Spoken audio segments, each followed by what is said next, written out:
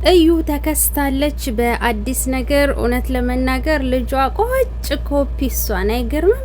ረረረረ ኮፒ እሷን። የሚገርመው ነገር ማለት ነው የኔ ማር የኔ ድንቡሽዬ፣ እኔ ልጅ በጣም ነው የምወደው በነገራችሁ ላይ ማለት ነው። በጣም ነው የምወደው እና ፈጣሪ ያሳድግልሽ። እንግዲህ የሀይሚም የቦራም የማንም አድናቂ ከጎንሽ ነው።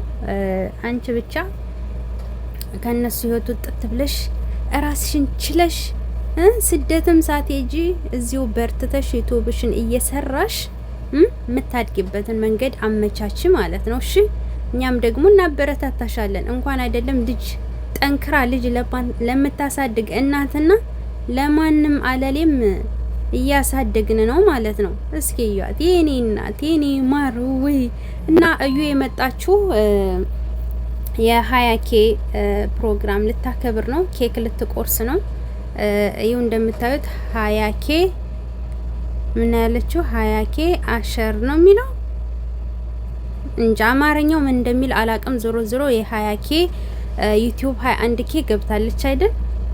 20K ሰርፕራይዝ ልታደርገው ነው እሱን ወይንስ ብቻ ዞሮ የሚከበረው የ20K ዩቲዩቧ ነው ማለት ነው።